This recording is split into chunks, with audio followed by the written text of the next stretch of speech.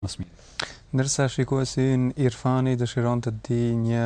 të ketë zgjidhje për një problematik tjetër, e ka fjalën për llogaritë të kursimeve në bank. Fillimisht a bën të hapet llogari e kursimeve në bank edhe flet për një pjesë të kamatës që hyn tek kjo llogari pa dëshirën e këtij personi dhe dëshiron të di se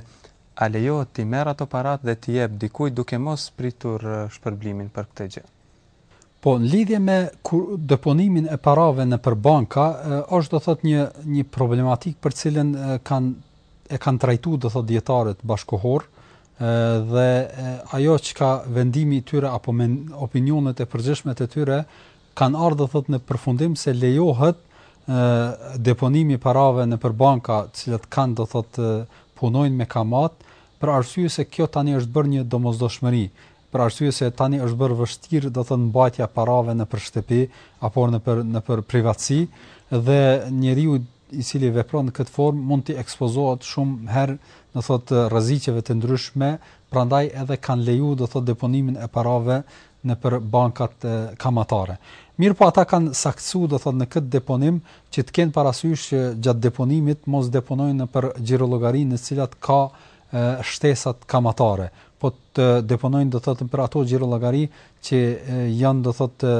të kategorisë i thojnë në gjuhën arabe el-hisabul jari apo llogari rrjedhëse,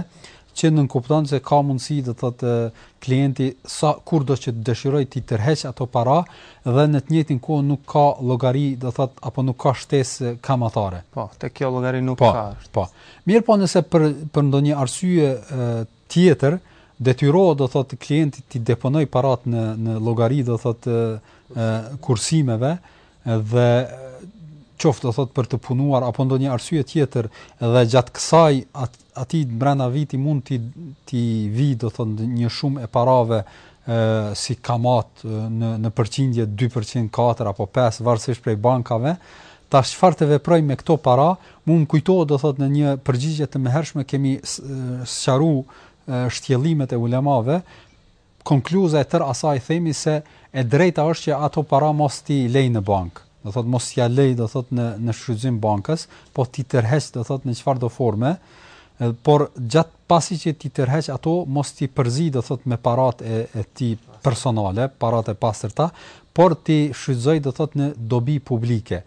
Do thotë ti deponoj apo ti harxhoj apo ti jap do thotë në diçka domosdoshmë që është dobi publike, sikurse ndërtimi i rrugës apo ndërtimi i ndonjë nevoje që është publike për njerëzit në cilën do thotë nuk ka dobi individuale do thotë një person i caktuar, mirë po dobia në të është do thotë diçka e përgjithshme. Në këto kanë domosdoshmë kjo është do thotë ajo mendimi më i saktë ku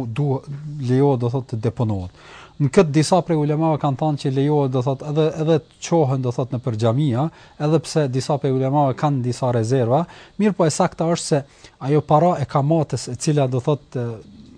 mund të na bie neve në dorë, në esencë ajo mund të jetë do thotë e ndaluar për ne, për arsye se kemi përfituar në formë do thotë jo të drejtë, po në esencë ato para nuk konsiderohen të pesta, nuk janë do thotë diçka që duhet